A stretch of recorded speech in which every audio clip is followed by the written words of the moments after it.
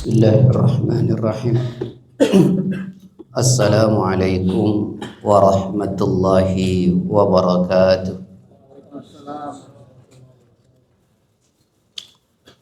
Innal hamdalillah nahmaduhu wa nasta'inuhu wa nastaghfiruh wa na'udzu billahi min shururi anfusina wa sayyiati a'malina. May yahdihillahu fala mudilla lahu wa may yudlilhu fala hadiya lahu. Asyhadu an la ilaha illallah wahdahu la syarika lahu wa asyhadu anna Muhammadan abduhu wa rasuluhu la nabiyya ba'da wa ba'd. Alhamdulillah, puji syukur kepada Allah karena sungguh atas nikmat, izin serta karunia-Nya siang ini Allah membersamakan kita di Masjid Baitul Bahri ini. Mudah-mudahan bersama kita di masjid ini kelak Allah membersamakan kita di surganya. Salawat dan salam semoga senantiasa tercurah kepada Rasulullah sallallahu alaihi wasallam, pada keluarganya, sahabat-sahabatnya, pengikut-pengikutnya, dan tentu kita semua yang mengikutinya. Taib, Bapak Ibu yang dirahmati oleh Allah, insyaallah pada bulan lalu kita sudah mengkaji tentang bab 4 racun hati. Masih ingat ya? Taib, itu sudah selesai. Betul? Oh belum. Sekarang bagian yang keempat. Baik. Berarti salah saya menyampaikan itu. Jadi 4 racun hati masih tersisa 1 ya. Taib, ikhwah. Kalau bagian yang keempat berarti adalah hubbud dunya. Ya. Jadi yang pertama racun hati itu adalah kemarin banyak berbicara. Kemudian terlalu banyak makan. Yang ketiga bergaul. Kemudian yang keempat adalah hubbud dunya. Tahu artinya hubbud dunya? Cinta dunia. Nah, teman-teman, cinta dunia ini racun. Dan kecintaan kepada dunia menurut ulama adalah pangkal dari semua kejelekan. Saya ulangi ya. Kecintaan dunia, hubbud dunya, itu adalah termasuk pangkal dari seluruh kejelekan. Taib. Ada ulama mengatakan begini, jumudul ain min qaswatil qalbi wa qaswatul qalbi min kasratil dhunub wa kasratul dhunub min nisyanil maut wa nisyanul mauti min tulil amal wa tulul amal min syiddatil khirs wa syiddatul khirs min hubbid dunya wa hubbud dunya ra'su kulli khati'ah. Pelan-pelan ya. Kata ulama, kenapa manusia tidak punya kepekaan? Apa? Kepekaan. Tahu antum kepekaan? Rasa care, rasa empati. Kenapa itu hilang dari manusia? Kata ulama, karena hatinya keras. Kenapa? Hatinya keras. Orang yang hatinya keras tidak mungkin punya rasa empati. Tidak mungkin punya kepedulian. Baik. Kemudian, kenapa hatinya keras? Min kasratid dzunub. Karena terlalu banyak dosa. Kata Imam Ibnu Qayyim, dosa itu yang menyebabkan kerasnya hati. Kemudian, kenapa hati menjadi keras? Kenapa kemudian banyak dosa? Mohon maaf, orang tidak punya kepekaan karena hatinya keras. Kenapa orang hatinya keras? Karena banyak dosa. Kenapa orang asik dengan dosa? Min nisyanil maut, karena lupa mati. Orang kalau lupa mati mesti asik dengan perbuatan dosa. Nah, kenapa orang kemudian lupa mati? Min tulil amal, karena angan-angannya panjang. Kenapa orang angan-angannya panjang? Karena terlalu banyak kemauan dunianya. Pengen ini, pengen itu, pengen begini, pengen begitu. Kenapa orang banyak kemauannya? Karena kecintaannya kepada dunia. Wa hubbud dunya ra'su kulli khati'ah. Dan kecintaan kepada dunia adalah pangkar dari semua kejelekan. Semua kejelekan itu bersumber dari kecintaan kepada dunia. Karena begini teman-teman, orang kalau sudah cinta dunia, mungkin nggak peduli dengan halal dan haram? Mungkin atau tidak? Mengkonsumsi yang halal atau yang haram, ada perbedaan nggak bagi orang yang cinta dunia? Nggak ada. Dapat yang halal atau yang haram, ada nggak kepedulian mereka? Nggak ada. Akibatnya apa yang terjadi? Yang haram dicari, yang haram dimakan, maka yang rusak apa? Hati. Kalau hati rusak, semuanya rusak atau tidak?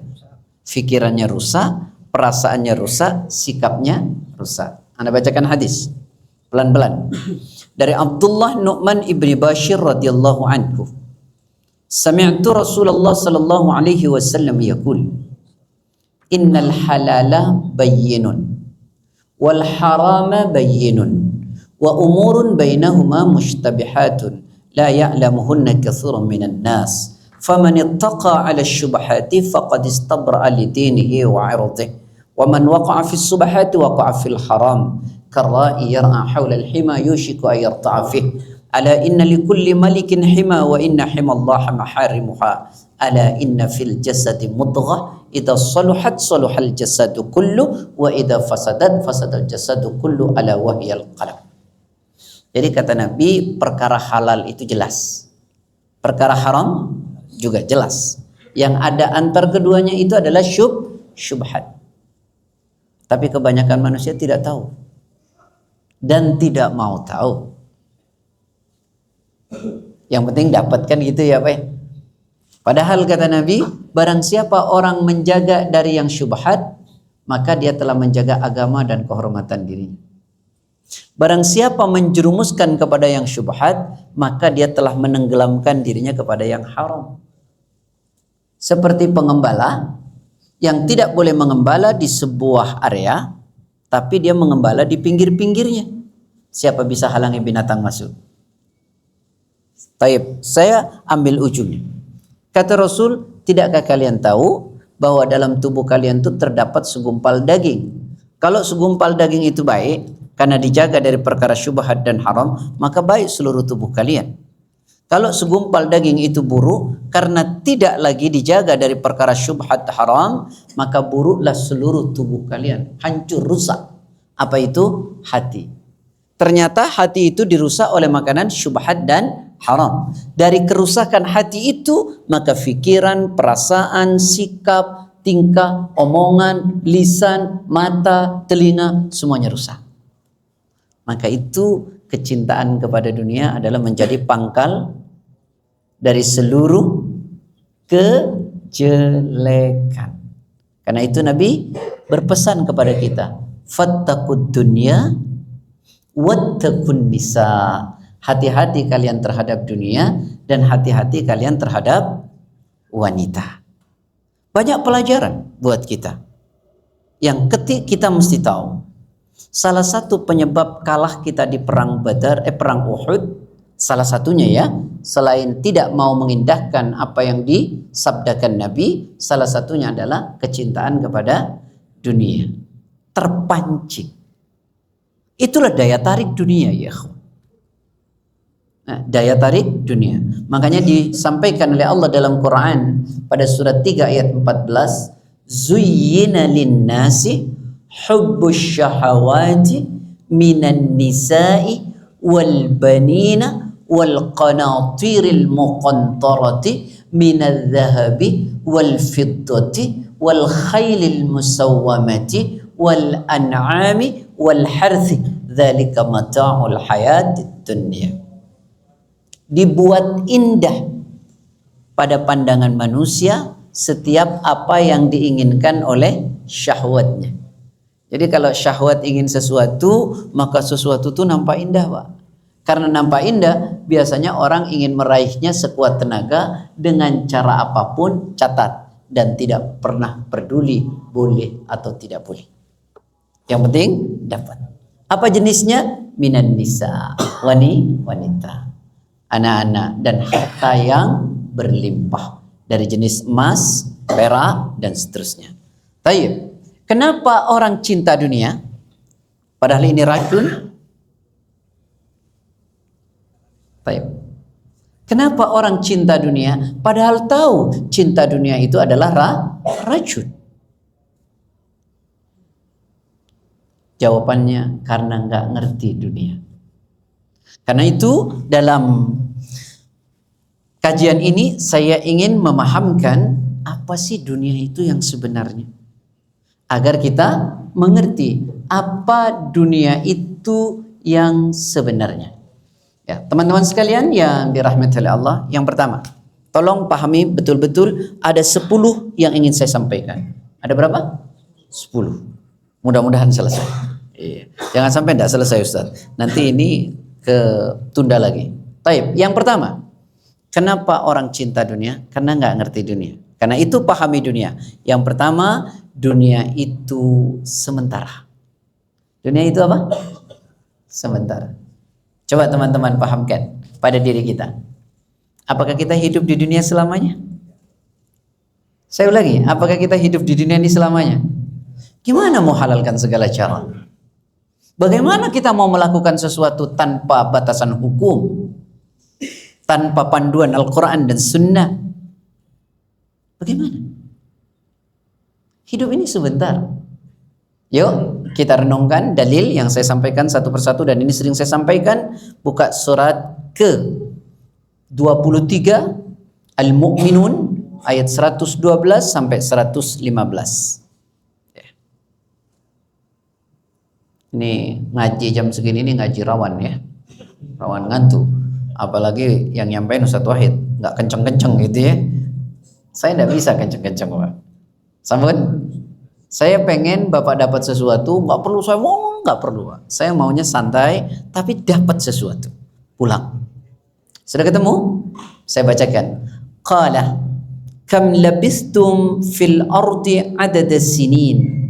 Qalu labithna yawman aw ba'da yawm fas'alil 'adin. Qala illa labithtum illa qalila law annakum kuntum ta'lamun.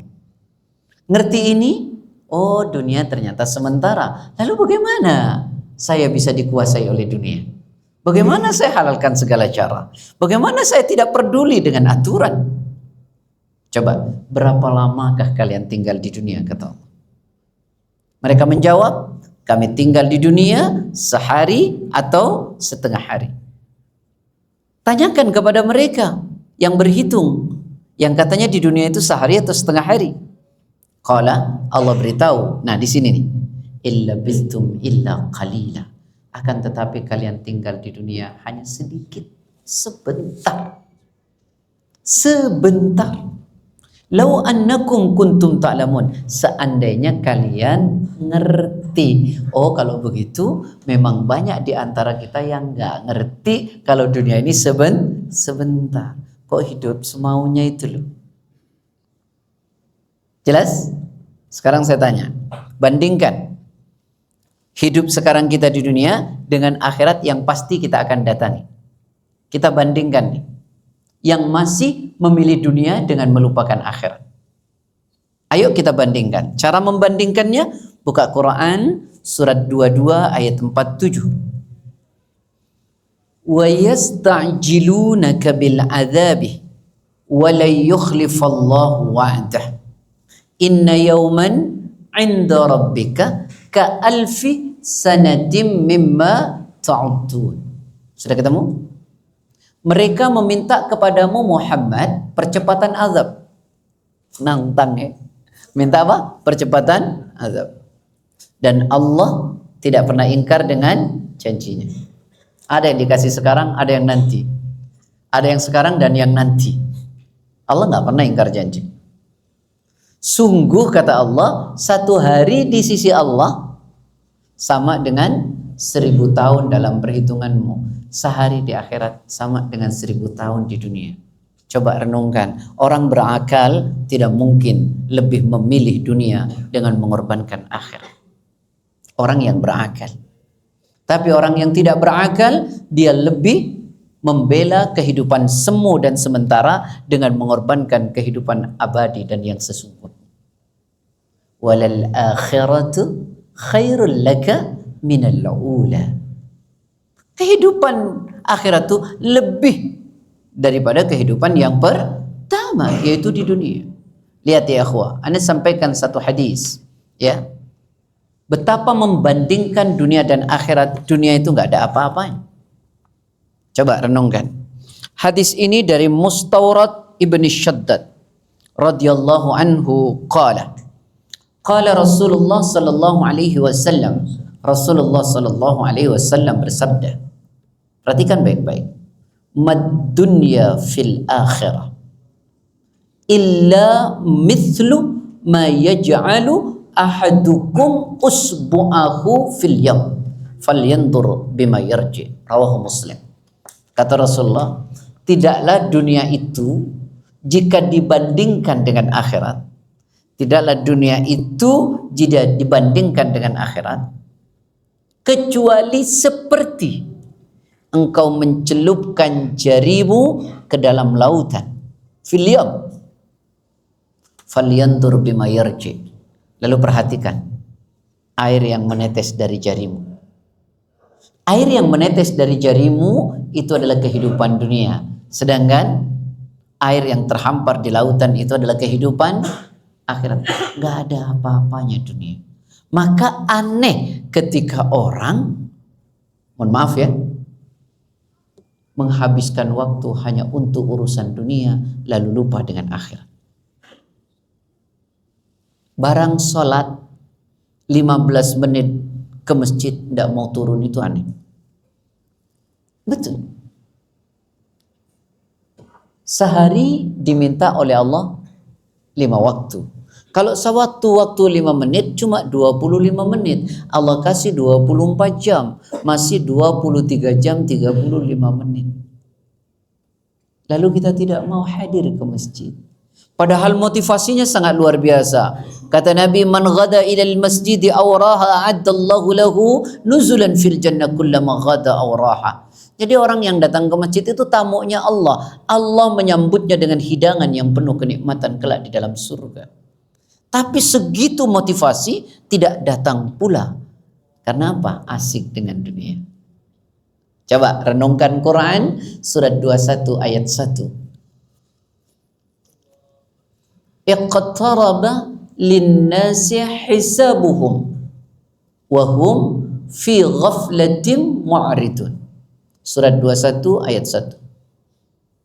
Sungguh telah makin dekat bagi manusia hari menghisap amalan mereka.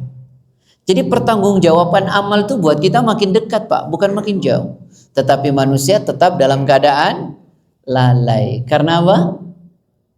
Kehidupan dunia. Dan berpaling dari akhirat. Dunia, akhirat lupa. Padahal yang pertama Anda sampaikan, dunia itu sementara, akhirat selamanya. Baik, itu satu ya. Nah, yang kedua, catat baik-baik Pak, agar kita tidak didominasi hidup ini oleh dunia sementara lupa dengan akhirat. Yang kedua, dunia itu menghancurkan. Masa iya teh Ustaz? Dunia itu menghancurkan. Coba, saya ingin sampaikan satu hujjah.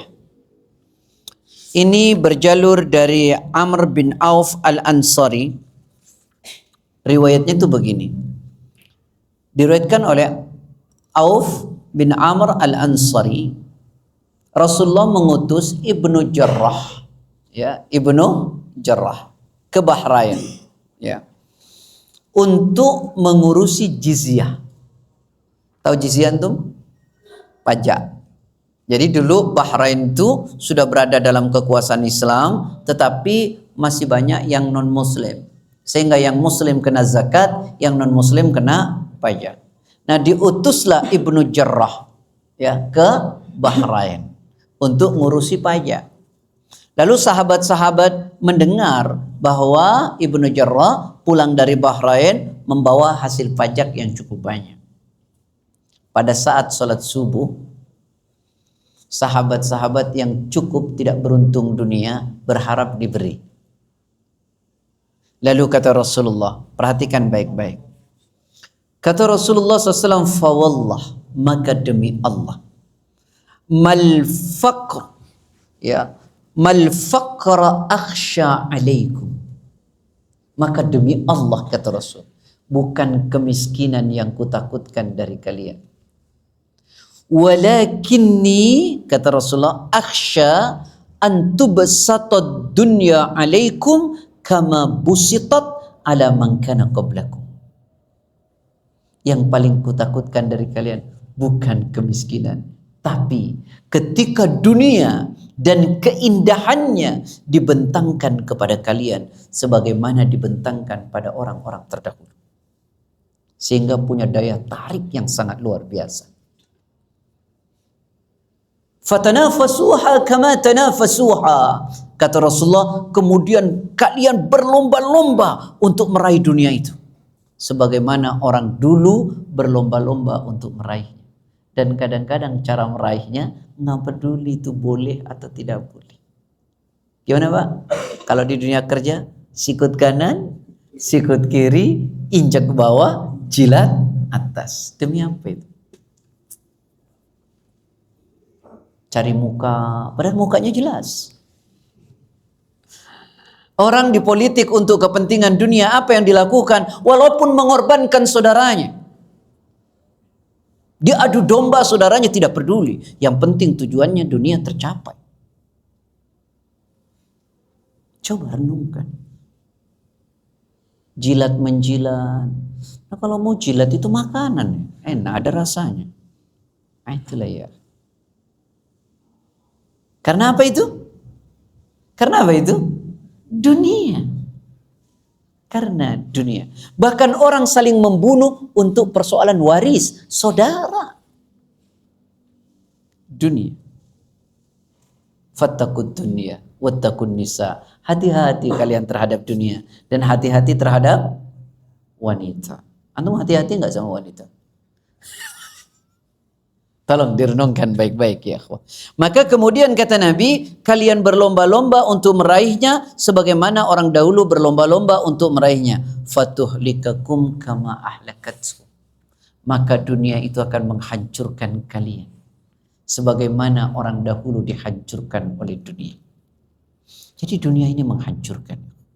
Kemuliaan sirna karena dunia. Kemuliaan orang habis karena melacurkan demi kepentingan dunia. Coba pelan-pelan nih, ini gurau saya ya. Gurau, antum gak usah ambil hati. Ada orang bajunya keren, pakai dasi, betul ya? Dasi. Sepatunya necis. Sepatu kok necis? Sepatunya apa? Bagus. Turun dari mobil, bagus. Gara-gara rakus sama dunia, bajunya ganti, warnanya oranye, ada angkanya lagi.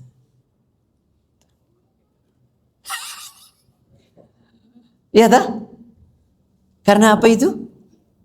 Karena apa ya akhi? Hubbud dunya. Kemuliaan hilang, hancur. Perkara ringan dan sehari-hari kita lihat.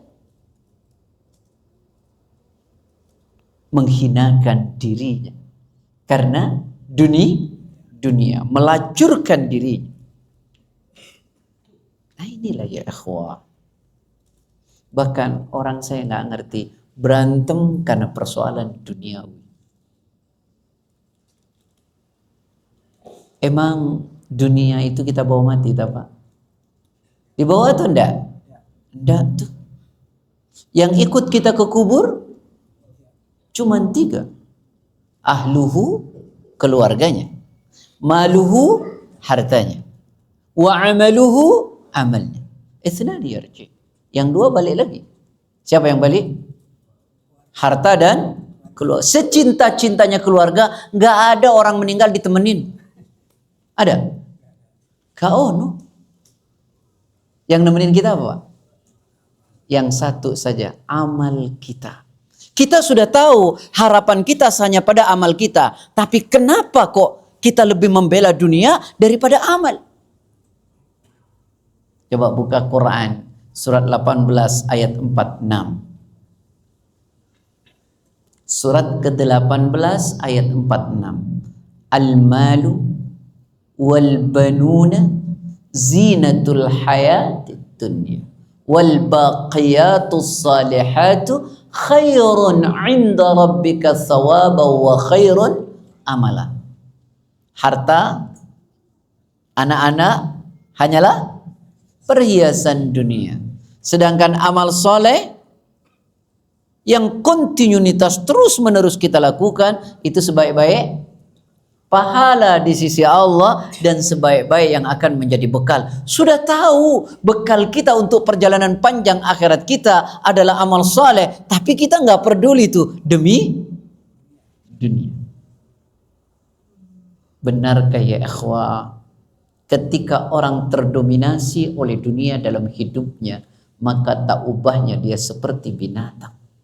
Saya ulangi ya, ketika orang hidupnya lebih cenderung kepada dunia, lalu larut dengan hawa nafsunya, tak ubahnya seperti binatang. Buka Quran, surat ke-7,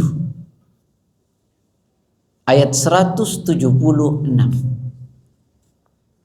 Walau syi'na la rafa'nahu biha walakinnahu akhlada ilal ardi wattaba'a hawahu famathaluhu kamathalil kalb. Dan sekiranya kami menghendaki, kami angkat derajat manusia itu dengan apa? Dengan ayat-ayat. Tetapi manusia lebih cenderung kepada apa?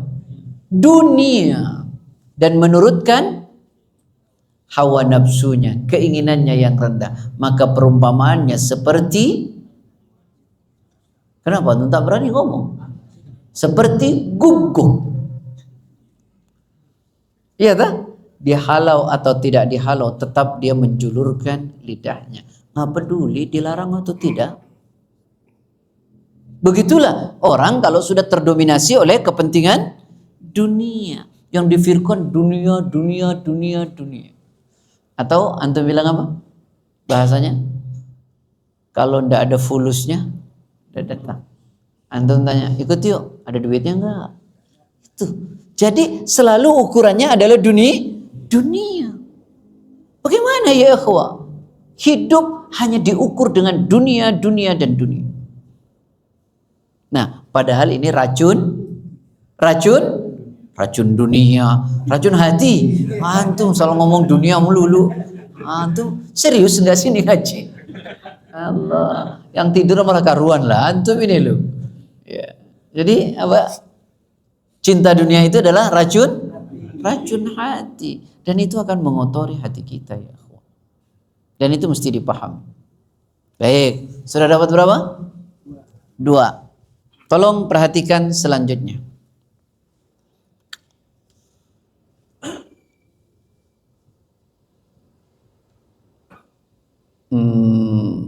Saya sampaikan dulu yang mudah untuk dipahami. Pencinta dunia tidak akan pernah merasa puas. Pencinta dunia tidak akan pernah merasa puas. Ada orang puas dengan harta. Seandainya engkau mempunyai satu lembah, yang lembah itu terbuat dari emas, maka engkau pasti ingin lembah kedua. Terus, la yamla'u jawfufna adama illa turab. Takkan pernah habis keinginan manusia tentang dunia sampai dagingnya dimakan cacing-cacing tanah. Mati baru kelar. Selama hidup manusia nggak pernah cukup. Gak pernah. Nih, ana bacakan. Antum perhatikan baik-baik. Madibani, hadis ini diriwayatkan oleh Imam Ahmad dan Imam Tirmidzi. ma di'bani ja'i'ani ursila fi ghanamin bi afsada laha min hirsil mar'i 'alal mal. Ma di'bani ja'i'ani ursila fi ghanamin bi afsada laha min hirsil mar'i 'alal mal. Tidaklah 2 ekor serigala lapar. 2 ekor serigala lapar ya akhi. Lalu dilepas di sekumpulan kambing. Itu tidak akan lebih merusak, saya ulangi, daripada manusia yang rakus terhadap dunia.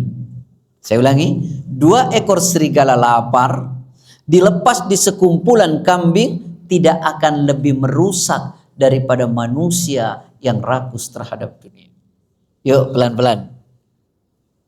Ada 2 ekor serigala lapar. Dilepas tuh di sekumpulan kambing. 1 kambing dimakan berdua kenyang, pergi apa enggak? Pergi apa enggak? Pergi. Kalau manusia?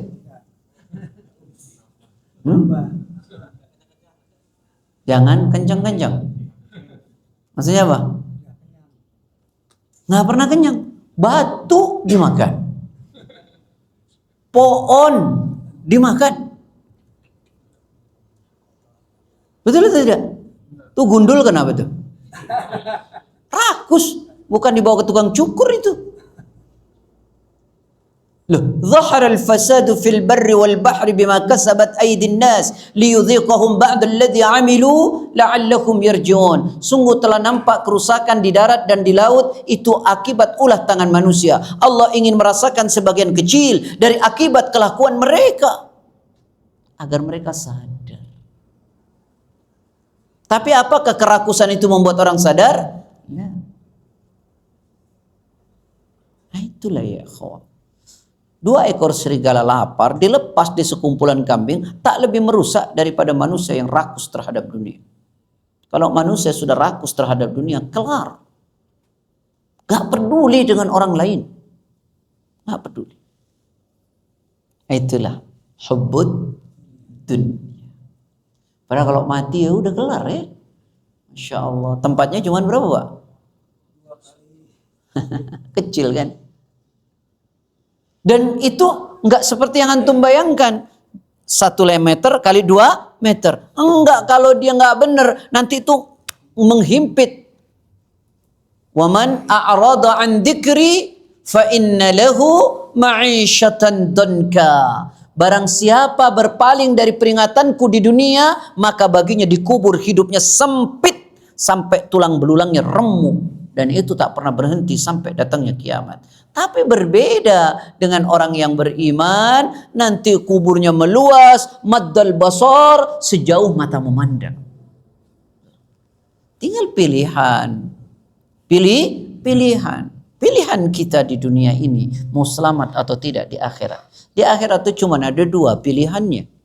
Satu, azab Allah. Yang kedua, ampunan dan keridhaannya. Cuma itu pilihannya. Mau yang mana? Tergantung hari ini di dunia.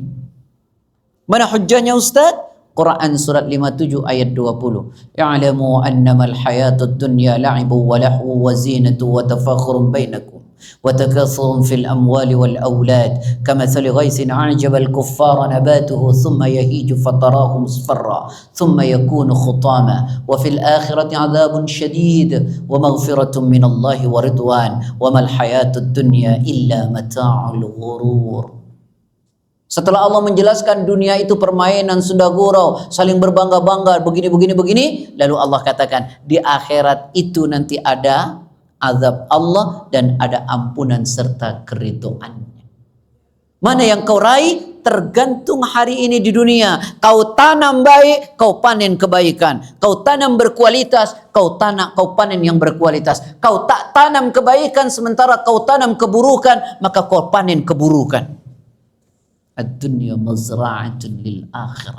Dunia ini ladang buat akhirat ya ikhwan. Jelas?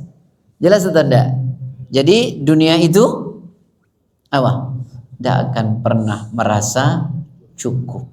Orang baik itu adalah orang yang selalu merasa cukup dengan apa yang Allah kasih. Karenanya Islam ajarkan dalam persoalan dunia agar kita selalu merasa cukup dan bersyukur. Lihatlah urusan dunia ke bawah antum dan lihatlah akhirat ke atas antum. Jangan dibalik.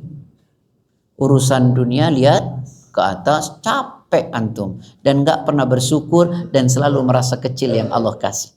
Giliran urusan akhirat lihatnya ke bawah. Yang penting anak masih sholat, nggak ngaji, kagak ngapa-ngapa.